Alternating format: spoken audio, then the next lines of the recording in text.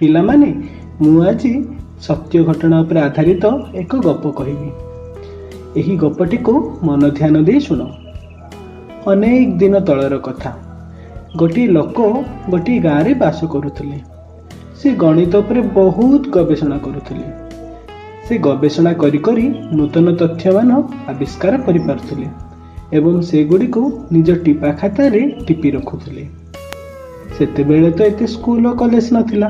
ଏହି କାରଣରୁ ସେ ଆବିଷ୍କାର କରିଥିବା ଗଣିତ ଜ୍ଞାନ ସବୁ ଲୋକମାନଙ୍କ ପାଖରେ ପହଞ୍ଚି ପାରୁନଥିଲା।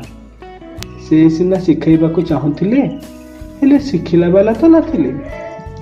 ଦିନେ ସେହି ଲୋକ ଜଣକ ଭାବିଲେ, ମୁଁ ଏତେ କଷ୍ଟ ସ୍ୱୀକାର କରି ଏତେ ଗୁଡ଼ିଏ ଗଣିତ ସୂତ୍ର ଉପପାଦ୍ୟ ବାହାର କଲି। ଯଦି ଏସବୁ କେହି ନ ପଢ଼ିବେ, ନ ଜାଣିବେ, ତେବେ ଦିନେ ନା ଦିନେ ତ ତାହା ଲୋପ ପାଇଯିବ ଆଉ ମୋ ଗବେଷଣା ଗୁଡ଼ିକ ବୃଥା ହୋଇଯିବ। ଏକଥା ଭାବି ଭାବି ସେ ଗଣିତ ବିଦ୍ୟା ଶିକ୍ଷା ପାଇଁ ଅନେକ ଲୋକଙ୍କୁ ଖୋଜିଲେ, ହେଲେ ତାଙ୍କ ପାଠ ପଢ଼ିବା ପାଇଁ କେହି ମଧ୍ୟ ରାଜି ହେଲେ ନାହିଁ। ଶେଷରେ ଗୋଟିଏ ଗାଈ ଜଗୁଆଳ ପିଲାକୁ ସେ ଦେଖିଲେ। ସେ ତାକୁ ଆଦରରେ ପାଖକୁ ଡାକିଲେ, ତାର ଭଲ ମନ୍ଦ ବୁଝି ପଚାରିଲେ। ତାକୁ କହିଲେ, ଆରେ ବାବୁ, ମୁଁ ତୋତେ ନୀତି ପାଠ ପଢ଼େଇବି।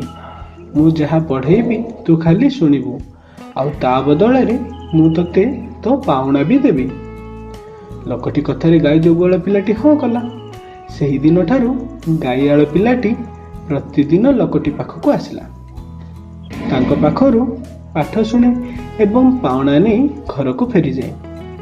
ଏହା ମଧ୍ୟରେ କିଛି ବର୍ଷ ବିତିଗଲା। ଲୋକ ଜଣକ ଟିପି ରଖିଥିବା ସବୁତକ ପାଠ ସେହି ଗାଈ ଜଗୁଆଳ ପିଲାଟିକୁ ପଢ଼ାଇ ଦେଲେ।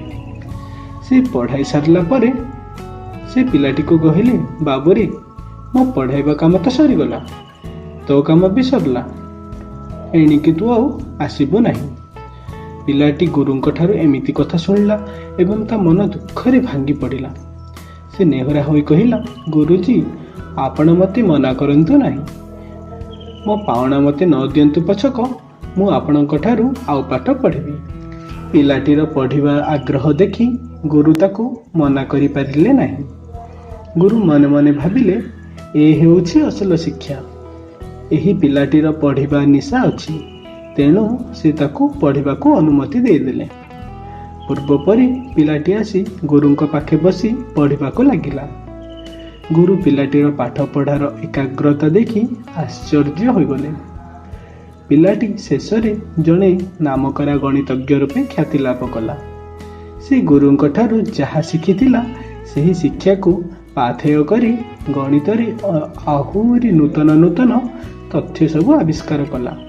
ସେ ଯେଉଁ ସବୁ ତଥ୍ୟ ଆବିଷ୍କାର କରିଥିଲା, ସେହି ଗୁଡ଼ିକ ଗଣିତର ନୂତନ ନୂତନ ଧାରା ଗୁଡ଼ିକୁ ବର୍ତ୍ତମାନ ସ୍କୁଲ ଓ କଲେଜ ମାନଙ୍କରେ ପିଲାଏ ପାଠ ପଢୁଛନ୍ତି। ଏହି ଗାଈ ଜଗୁଆଳରୁ ଗଣିତଜ୍ଞ ହୋଇଥିବା ଏହି ପିଲା ଜଣଙ୍କ କିଏ ଜାଣିଛ ପିଲାମାନେ? ସେ ହେଉଛନ୍ତି ପିଥାଗୋରସ୍। ତ ପିଲାମାନେ, ଗପଟି ତ ଶୁଣିଲ। ଏହି ଗପରୁ ଆଜି ଆମେ କ'ଣ ଶିକ୍ଷା ଲାଭ କଲେ? ଆଜି ଆମେ ଶିଖିଲେ ଯେ ଦୁନିଆରେ ପାଠପଢ଼ା ଠାରୁ ଅନ୍ୟ କି କୌଣସି କାମ ବଡ଼ ନାହିଁ। ଯଦି ତୁମେ ମନ ଧ୍ୟାନ ଦେଇ ପାଠ ପଢ଼ିବ, ତାହେଲେ ଭବିଷ୍ୟତରେ ତୁମେ ବହୁତ ବଡ଼ ମଣିଷଟିଏ ହେଇପାରିବ। ଆମ ରାଜ୍ୟ ଦେଶର ନାଁଟିଏ ରଖିବ।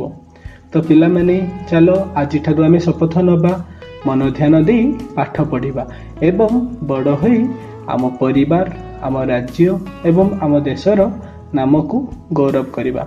ତ ପିଲାମାନେ, ବର୍ତ୍ତମାନ ମୋତେ ବିଦାୟ ଦିଅ। ପୁଣି ଆସିବି ମୁଁ ଅନ୍ୟ ଏକ ଭିଡ଼ିଓ ନେଇ।